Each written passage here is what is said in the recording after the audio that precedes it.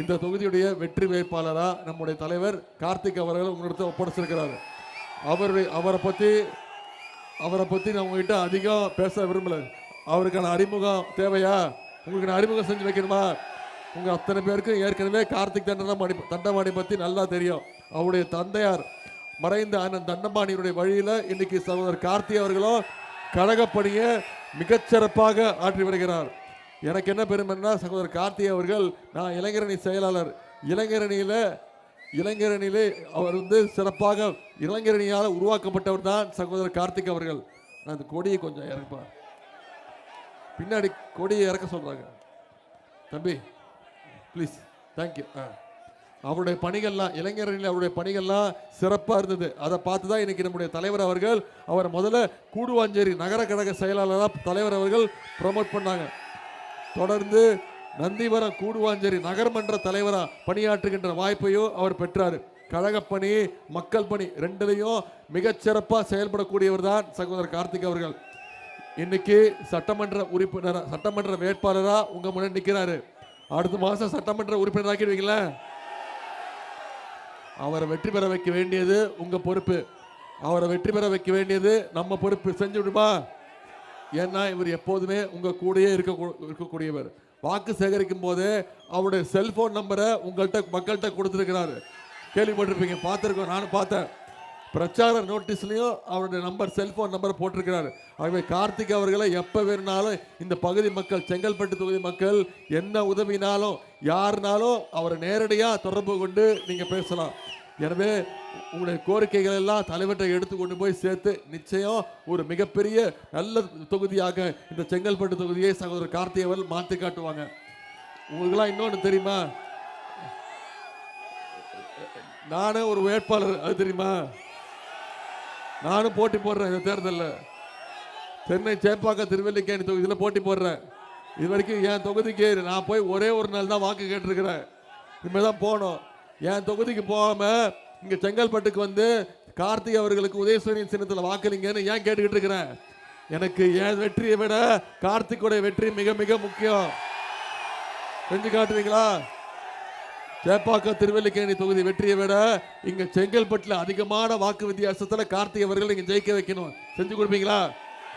அதே மாதிரி இந்த செங்கல்பட்டு தொகுதிக்கு பல்வேறு திட்டங்களை செஞ்சு கொடுத்துருக்கிறோம். கடந்த 5 வருஷத்துல பல்வேறு திட்டங்களை செஞ்சு கொடுத்துருக்கிறோம். அந்த திட்டங்கள்லாம் உங்ககிட்ட சொல்லி அந்த உரிமையோடு வாக்கு கேட்க வந்திருக்கிறேன். உதயசூரியன் சின்னத்துக்கு சில திட்டங்களை மட்டும் இங்க ஞாபகப்படுத்த விரும்புகிறேன். 100 கோடி ரூபாய் மதிப்பீட்டில் இங்கே புதிய பேருந்து நிலையம் அமைக்கப்பட்டது. யாரோட ஆட்சியில்? நம்முடைய திராவிட மாடல் ஆட்சியில் அமைச்சு கொடுத்தது உங்களோட சட்டமன்ற உறுப்பினர். கிளாம்பாக்கத்தில் கலைஞர் நூற்றாண்டு பேருந்து நிலையம் 400 கோடி ரூபாய் செலவில் அமைக்கப்பட்டது. சுமார் 300 கோடி ரூபாய் மதிப்பீட்டில் மறைமலை நகராட்சியில் இன்னைக்கு பாதாள சாக்கடை திட்ட பணிகள்லாம் நடைபெற்று வருகிறது. மறைமலை நகரில் சுமார் 4 கோடி ரூபாய் மதிப்பீட்டில் நவீன விளையாட்டு உள்ளரங்கம் அமைக்கப்பட்டிருக்கு. 15 கோடி ரூபாய் மதிப்பீட்டில் ஆலப்பாக்கம் ஊராட்சியில் மாவட்ட விளையாட்டு வளாகம் டிஸ்ட்ரிக்ட் ஸ்போர்ட்ஸ் காம்ப்ளெக்ஸ் அமைக்கப்பட்டிருக்கு. கூடுவாஞ்சேரி நகராட்சியில் 4 கோடி ரூபாய் மதிப்பீட்டில் பாலாறு கூட்டு குடிநீர் திட்டம் நிறைவேற்றப்பட்டிருக்கு. 91 கோடி ரூபாய் மதிப்பீட்டில் கூடுவாஞ்சேரி மற்றும் சிங்கபெருமாள் கோயில் இடையிலே ரயில் ஓவர் பிரிட்ஜ் கட்டப்பட்டிருக்கு. இந்த நகராட்சியில் சுமார் 200 கோடி ரூபாய் மதிப்பீட்டில் பாதாள சாக்கடை திட்டம். வண்டலூர் அருகே கிளாம்பாக்கம் பேருந்து நிலையம் அருகே 15 கோடி ரூபாய் மதிப்பீட்டில் ஒரு கிளைமேட் பார்க். கூடுவாஞ்சாரி நந்தீஸ்வரம் கோயில் எதிரில் உள்ள பூங்காவில் 1 கோடி ரூபாய் ஒதுக்கீடு செய்யப்பட்டு இன்னைக்கு புது வடிவம் கொடுக்கப்பட்டிருக்கு. சுமார் 1 கோடி ரூபாய் மதிப்பீட்டில் கூடுவாஞ்சேரியில் ஒரு புதிய வணிக வளாகம்.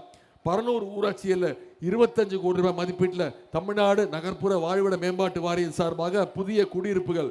கூடுவாஞ்சேரி நகராட்சியில் 7 கோடி ரூபாய் மதிப்பீட்டில் ஒரு மகளிர் தங்கும் விடுதி ஹாஸ்டல் கட்டி கொடுத்துருக்கிறோம். 12 கோடி ரூபாய் மதிப்பீட்டில் புதிய காவலர் கண்காணிப்பாளர் அலுவலக கட்டிடம். நந்திவரம் கூடுவாஞ்சேரி நகராட்சியில் 3 கோடி ரூபாய் மதிப்பீட்டில் புதிய நகராட்சி கட்டிடம் கட்டப்பட்டிருக்கு. இவ்வளவு திட்டங்களையும் இந்த செங்கல்பட்டு தொகுதிக்கு செஞ்சு கொடுத்துட்டு அந்த உரிமையோட கார்த்திக் அவர்களுக்கு வாக்கு கேட்க வந்திருக்கிறேன். அவரை தேர்ந்தெடுத்து அமைச்சிங்கன்னா இந்த தொகுதிக்கு இன்னும் என்னென்ன திட்டங்கள் தேவையோ ஒவ்வொன்றத்தையும் கேட்டு கேட்டு நிச்சயம் நம்முடைய திராவிட மாடல் 2.0 ஆட்சியில் செஞ்சு கொடுப்போம். இந்த தொகுதிக்கு இவ்வளவு திட்டங்கள் செஞ்சிருக்கிறோம். இந்த 5 வருஷத்துல என்னென்ன திட்டங்களுக்கு மக்களை கொண்டு போய் சேர்த்திருக்கிறோம். உதாரணத்திற்கு சொல்றேன், உதாரணத்துக்கு சொல்றேன், நம்முடைய ஆட்சி பொறுப்பேற்று நம்முடைய தலைவர் போட்ட முதல் கையெழுத்து மகளிருக்கு விடியல் பயண திட்டம், கட்டணமில்லா பேருந்து திட்டம். இந்த திட்டத்தின் மூலம் மகளிர் இன்னைக்கு மாசம் 900 ரூபாயிலிருந்து 1000 ரூபாய் வரைக்கும் சேமிக்கிறாங்க. அதே மாதிரி அரசு பள்ளியில் படிக்கக்கூடிய குழந்தைங்களுக்கு காலையில் பள்ளிக்கூடத்துக்கு வந்தோடனே முதலமைச்சர் காலை உணவு திட்டம். முதல்ல தரமான உணவு, அதன் பிறகு தரமான கல்வியை கொடுக்குறோம். சரி, பள்ளிக்கூடத்துக்கு பசங்க வந்துட்டாங்க, அடுத்து கல்லூரிக்கு போகணும்.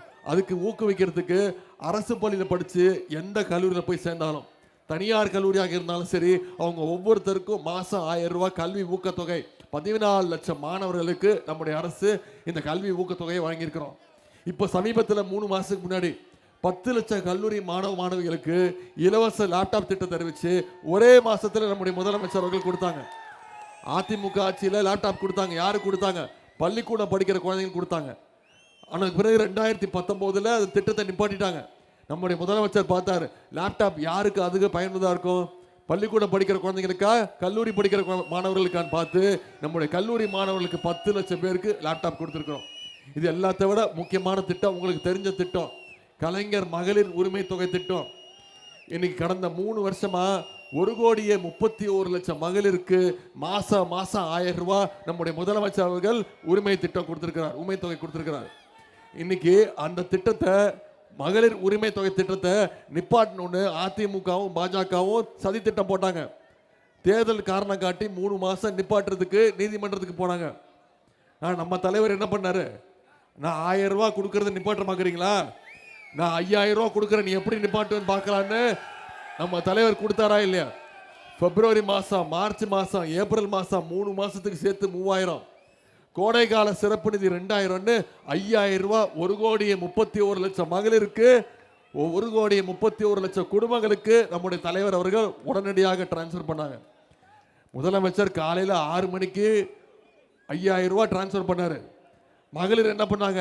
9 மணிக்கெல்லாம் பேங்க்ல போய் பணத்தை எடுத்துட்டாங்க. ஏன்னா மோடி அரசாங்கம் பேங்க்ல மினிமம் பேலன்ஸ் இல்லைன்னு சொல்லி இந்த பணத்தை, உரிமை தொகை, முதலமைச்சர் கொடுக்கக்கூடிய உரிமை தொகை எடுத்துருவாங்கன்னு பயம். அந்த அளவுக்கு நம்முடைய மகளிர் அவர்களாம் எல்லாரும் ஷார்ப்பா இருந்து இந்த வாட்டி பண்ணிட்டாங்க. அதே மாதிரி வர்ற 23ஆம் தேதி வாக்குச்சாவடிக்கு போய் வாக்குப்பெட்டியில 3வது இடத்துல கார்த்திக் தண்டபாணி பேர் இருக்கும், அதுக்கு பக்கத்துல உதயசூரியன் சின்னம் இருக்கும். அதுல வாக்களிச்சு மிகப்பெரிய வாக்கு வித்தியாசத்தில் ஜெயிக்க வைக்கணும். செய்வீங்களா? வாக்கு பெட்டியில 3வது இடம். வாக்கு எண்ணிக்கை 3ஆம் தேதியா? வாக்கு எண்ணிக்கையின் போது வாக்கு பெட்டியில 3வது இடம். வாக்கு எண்ணிக்கையில நம்பர் 1 இடத்துல உதயசூரியன் ஜெயிச்சுட்டாப்ல. உதயசூரியன் சின்னம் வெற்றி பெற்றுச்சு. செங்கல்பட்டுல உதயசூரியன் மீண்டும் உள்சிருச்சு அப்படிங்கிற அந்த நல்ல செய்தியை நீங்க கொடுப்பீங்களா? நம்ம பண்ணோம்னா, நம்ம தலைவர் வாக்குறுதி கொடுத்திருக்கிறார். என்ன வாக்குறுதி? ஜெயிச்சோன்னா மீண்டும் திராவிட மாடல் 2.2 ஆட்சி அமைஞ்சோன்னே மகளிர் உரிமை தொகை 1000 ரூபாய் கிடையாது, 1000 ரூபாயிலிருந்து 2000 ரூபாய் உயர்த்தி கொடுப்போம்னு வாக்குறுதி கொடுத்திருக்கிறோம். முதலமைச்சர் காலை உணவு திட்டம் 5ஆம் வகுப்பு வரைக்கும் இல்லை, 8ஆம் வகுப்பு வரைக்கும் விரிவுபடுத்தப்படும் சொல்லியிருக்கிறோம். கல்வி ஊக்கத்தொகை 1000 கிடையாது, 1500 ரூபாய் உயர்த்தி கொடுப்போம்னு சொல்லியிருக்கிறோம். ஓஏபி முதியோர் உதவித்தொகை 1200 ரூபாய் கொடுத்துக்கிட்டு இருக்கோம், அதை உயர்த்தி 2000 ரூபாய் தருவோம்னு முதலமைச்சர் வாக்குறுதி கொடுத்திருக்கிறாரு. அடுத்த 5 வருஷத்துல அனைத்து கல்லூரி மாணவ மாணவிகளுக்கும் 35 லட்சம் லேப்டாப்கள் இலவசமாக கொடுக்கப்படும் வாக்குறுதி கொடுத்திருக்கிறோம். அடுத்த 5 வருஷத்துல 10 லட்சம் கலைஞர் கனவு இல்லம் கட்டப்பட்டு யார் யாருக்கெல்லாம் வீடு இல்லையோ எல்லாருக்குமே கலைஞர் கனவு இல்லம் திட்டத்தின் மூலம் வீடு கட்டி தரப்படும் வாக்குறுதி கொடுத்திருக்கிறோம். எல்லாத்தையும் விட முக்கியமான ஒரு வாக்குறுதி உங்களுக்கு தெரிஞ்சிருக்கும். ஆட்சி அமைஞ்சன முதலமைச்சர் அவர்கள் அனைத்து மகளிருடைய கைகளையும் 8000 ரூபாய் நம்முடைய முதலமைச்சர் அவர்கள் கொடுத்துருவாங்க. அதை வச்சுக்கிட்டு மகளிர் அவங்களுடைய வீட்டுக்கு என்ன தேவையோ, மின்சாதன பொருட்கள் என்ன தேவையோ அதை அவங்களே முடிவு பண்ணிட்டு அவங்களே போய் வாங்கிக்கலாம். நான் இவ்வளவு திட்டங்கள் சொல்லியிருக்கிறேன்ல, 5 வருஷம் இவ்வளவு பண்ணியிருக்கோன்னு சொன்னேன். மீண்டும் ஆட்சிக்கு வந்தா இதெல்லாம் பண்ணுவோன்னு வாக்குறுதி கொடுத்துருக்கிறேன். யோசிச்சு பாருங்க, கடந்த 5 வருஷம் ஒன்றிய பாஜக அரசு நம்முடைய தமிழ்நாட்டுக்கு ஏதாவது உதவி பண்ணியிருக்காங்களா? நிதி திட்டம் ஏதாவது கொடுக்குறாங்களா? போன பட்ஜெட்ல, ஒன்றிய அரசு பட்ஜெட்ல தமிழ்நாட்டுக்கு எந்த திட்டமும் இல்லை. தமிழ்நாடுங்கிற பேரே பட்ஜெட்ல இல்லை. தொடர்ந்து தமிழ்நாட்டை இப்படி புறக்கணிக்கக்கூடிய ஒன்றிய பாஜக அரசை இந்த தமிழ்நாடு தேர்தலில் நாம புறக்கணிக்கணுமா வேணாமா? அதிமுகவுக்கு தெரியும் பாஜக நேரடியாக வந்தா தமிழ்நாட்டுக்குள்ள அனுமதிக்க மாட்டோம். அதனால தான் இன்னைக்கு அதிமுகங்கிற போர்வையை போத்திக்கிட்டு தமிழ்நாட்டுக்குள்ள நுழைய பார்க்குது ஒன்றிய பாஜக. அதனால தான் நம்முடைய தலைவர் மீண்டும் மீண்டும் சொல்றாரு, இந்த தேர்தல் டெல்லி அணி வர்சஸ் தமிழ்நாடு அணி. இதில் டெல்லி அணியை நாம வீழ்த்தணும், தமிழ்நாடு அணி நாம ஜெயிச்சு காட்டணும், தமிழ்நாடை எப்படியாவது கண்ட்ரோல் எடுத்துக்கணும். மற்ற மாநிலங்கள்லாம் ஜெயிச்சுட்டு வராங்க, மற்ற மாநிலங்கள்லாம் பிஜேபி கண்ட்ரோல் பண்ணுது, தமிழ்நாட்டுக்குள்ள மட்டும் நுழைய முடியலையேன்னு அதிமுக மூலம் நுழையறதுக்கு பார்க்குறாங்க. எடப்பாடி பழனிசாமிங்கிற ஒரு அடிமையை நீங்க முரட்டு பக்தர்கள் பார்த்துருப்பீங்க, முரட்டு தொண்டர்கள் கேள்விப்பட்டிருப்பீங்க. எங்கேயாவது பார்த்துருக்கீங்களாமா ஒரு நபர் முரட்டு அடிமைய? யார் இந்த முரட்டு அடிமை? மோடியுடைய நம்பர் 1 முரட்டு அடிமை திரு எடப்பாடி பழனிசாமின்னு சொல்லிட்டேன். அதுக்கு தாமா அவருக்கு என் மேல கோவம் வந்துடுச்சு. போட்டோ காட்டுறேன், அதான் எல்லார் கையிலையும் இருக்கேன், உலக புகழ் பெற்ற போட்டோ ஆயிடுச்சு. போது மோடியுடைய நம்பர் 1 முரட்டு அடிமைன்னு சொல்லிட்டேன். ஏன் சொன்னேன்? மோடி என்ன சொன்னாலும் ஆமா சாமி போட்டுக்கிட்டு அவர் என்ன சொன்னாலும் கேட்கிறாரு. தமிழ்நாட்டுடைய உரிமைகளுக்கு, நம்முடைய மாநில உரிமைகளுக்கு குரல் கொடுங்கன்னா முடியாது. நான் மோடி காலில் தான் உழுந்து கிடப்பேன்னு முதல்ல ஜெயலலிதா அம்மா காலு, அந்த அம்மா இறந்த பிறகு சசிகலா அம்மா காலு, அந்த அம்மா ஜெயிலுக்கு போனோடனே திரு டிடிவி தினகரன் காலு, அப்புறம் ஓபிஎஸ் காலு. இப்போ ஓபிஎஸ் நம்ம டீமுக்கு வந்துட்டாரு. இப்போ காலே இல்லாம நான் மோடியோட காலை தான் பிடிச்சிட்டு தொங்குவேன்னு இப்போ தொங்கிட்டு இருக்கிறாரு திரு எடப்பாடி பழனிசாமி அவர்கள். என்ன சொல்லிட்டாரு? உதயநிதிக்கு எந்த அனுபவமே கிடையாது அப்படின்ட்டாரு. கரெக்ட் தான், எனக்கு இந்த அனுபவம்லாம் கிடையாது தான். கீழே படுத்திருக்காருமா. நான் சொன்னேன், இந்த மாதிரி அனுபவம்லாம் எனக்கு கிடையாது. யார் காலையும் பிடிச்சி இந்த மாதிரி பொறுப்பு வாங்குறது, பதவி வாங்குற அனுபவம் எனக்கு கிடையாது. யார்கிட்டையும் குறிப்பா சங்கி கூட்டத்துக்கிட்ட அடிமையா இருக்கக்கூடிய அனுபவம் எனக்கு கிடையாது. எனக்கு இருக்கக்கூடிய ஒரே அனுபவம் மக்களோட மக்களா இருப்பேன், மக்களுக்கு குரல் கொடுப்பேன், மக்கள் பணி செய்வேன். இதைத்தான் சொன்னேம்மா. இப்போ நல்லா இருக்கா? இப்போ பெரிய இந்த கேவலமான போட்டோ இதுக்கு இவ்வளவு டிமாண்டு. இப்போ என்ன தெரியுமா சொல்லிட்டாரு இவரு? ஆமா நான் காலில் விழுந்தேன், என்ன தப்பு? எனக்கு பொறுப்பு கொடுத்தாங்க, முதலமைச்சர் பதவி கொடுத்தாங்க, காலில் விழுந்தேன், மரியாதையா விழுந்தேன் அப்படின்னாரு. நான் திருப்பி என்ன சொல்றேன்னா, நீங்க காலில் விழுந்த தப்பு கிடையாது.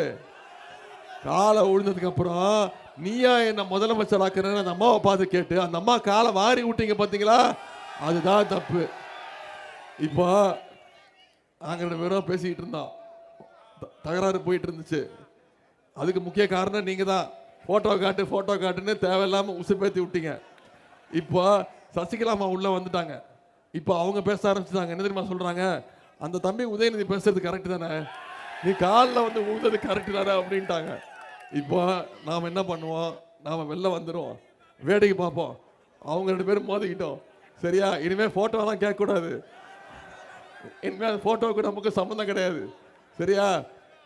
ஒவ்வொருத்தர் காலையாக பிடிச்சி தான் நேற்று தலைவர் சொன்னாங்க, திரு எடப்பாடி பழனிசாமியுடைய அரசியல் வாழ்க்கையை சுருக்கமாக சொல்லணும்னா என்ன தெரியுமா? காலில் உழுவது, காலை வாருவது, அடுத்த காலை தேடி போவது, இவ்வளவுதான். இந்த 3 ஸ்டெப்பு தான் அவருக்கு தெரியும். காலை பிடிப்பது, காலை வாருவது, அடுத்த காலை தேடி போவது. இப்படி தமிழ்நாட்டுடைய உரிமைகள் அத்தனையும் ஒன்றிய பாஜக கிட்ட அடிமையாக இருந்து அடகு வச்சிருக்கக்கூடிய திரு எடப்பாடி பழனிசாமி அவர்களுக்கு இந்த தேர்தலில் ஒரு சரியான பாடத்தை கற்றுக் கொடுக்கணும். ஏற்கனவே பல தோல்வி கொடுத்துருக்குறோம், 10 தோல்வி பழனிசாமின்னு சொல்றோம். இந்த முறை இன்னொரு தோல்வி கொடுத்து மொத்த தோல்வி பழனிசாமியாக்கி முடிச்சு விடணும். செய்வீங்களா? நீங்க தொலைக்காட்சியெல்லாம் பார்த்துருப்பீங்க, செய்தித்தாளெல்லாம் பார்த்துருப்பீங்க. திரு எடப்பாடி பழனிசாமி அவர்கள் 2 விரலை காட்டி பிரச்சாரம் பண்ணிட்டு இருக்காருல்ல, நீங்க எல்லாம் நினைச்சிட்டு இருக்கீங்களா அவர் சின்னத்தை காட்டுறாருன்னு? கிடையாது. அடுத்த மாட்டி கூர்ந்து கவனிங்க. நான் ஏற்கனவே 10 முறை தோத்துட்டேன், இப்போ நான் 11 முறையா தோக்க போறேன் அப்படிங்கிறத அவர் சிம்பாலிக்கா காட்டிக்கிட்டு இருக்கிறாரு. செஞ்சு காட்டுவோமா? இந்த தேர்தலில் செங்கல்பட்டுல கார்த்திக் தண்டபாணியுடைய வெற்றி உறுதியா? வர்ற 23ஆம் தேதி தேர்தல். இன்னைக்கு தேதி 13. இன்னும் 9 நாட்கள் இருக்கு. 9 நாட்களும் நீங்க ஒவ்வொருத்தரும், நீங்க அத்தனை பேரும் உதயசூரியன் சின்னத்துல வாக்களிக்கிறதுக்கு முடிவு எடுத்துட்டீங்களா? கன்ஃபார்மா? பத்தாது. அடுத்த 9 நாட்கள் நீங்க ஒவ்வொருத்தரும் ஒவ்வொரு வாக்காளரா, ஒவ்வொரு வீடா ஏறி இறங்கி ஒவ்வொரு வாக்காளரா சந்திச்சு ஏன் உதயசூரியன் சின்னத்துக்கு வாக்களிக்கணும், ஏன் கார்த்திக் தண்டபாணி இங்க ஜெயிக்க வைக்கணும், இந்த 5 வருஷம் என்னென்ன திட்டங்கள் கொண்டு வந்திருக்கிறோம், ஜெயிச்சா என்னென்ன பண்ணுவோம், முக்கியமா அதிமுக அடிமை கூட்டத்தையும் சங்கி கூட்டத்தையும் தமிழ்நாட்டுக்குள்ள நுழைய விட்டுட்டோம்னா தமிழ்நாட்டை எவ்வளவு பின்னோக்கி இழுத்துட்டு போயிடுவாங்கிற பிரச்சாரத்தை நீங்க அடுத்த 9 நாட்கள் மக்களை சந்திச்சு ஒவ்வொரு வாக்காளரை சந்திச்சு நீங்க பண்ணீங்கன்னா நிச்சயம் குறைஞ்சது 50,000 வாக்கு வித்தியாசத்துல திரு கார்த்திக் தண்டபாணி அவர்கள் மிகப்பெரிய வெற்றியை நிச்சயம் அடைவோம். செஞ்சு காட்டுவீங்களா? உங்களை எல்லாம் அன்போடு கேட்கிறேன், பண்போடு கேட்கிறேன், பாசத்தோடு கேட்கிறேன், உரிமையோடு கேட்கிறேன், உங்க வீட்டு பிள்ளையாக இருந்து கேட்கிறேன், தலைவருடைய மகனாக இருந்து கேட்கிறேன், இன்னும் பெருமையா பூரிப்பா சொல்லணும்னா முத்தமிழர் கலைஞருடைய பேரனாக இருந்து கேட்கிறேன். உதயசூரியன் சின்னத்துல கார்த்திக் தண்டபாணி அவர்களுக்கு வாக்களிச்சு மிகப்பெரிய வாக்கு வித்தியாசத்துல ஜெயிக்க வச்சு சட்டமன்றத்துக்கு அனுப்புங்க. நிச்சயம் இந்த செங்கல்பட்டுக்கு தேவையான அனைத்து திட்டங்களையும் நம்முடைய முதலமைச்சர் அவர்கள் திராவிட மாடல் 2.0 ஆட்சி அமைஞ்சோன்னு நிச்சயம் செஞ்சு கொடுப்பார். உங்களுடைய அன்புக்கு வரவேற்புக்கு நன்றி நன்றி. ஆதரிப்பீர் உதயசூரியன்.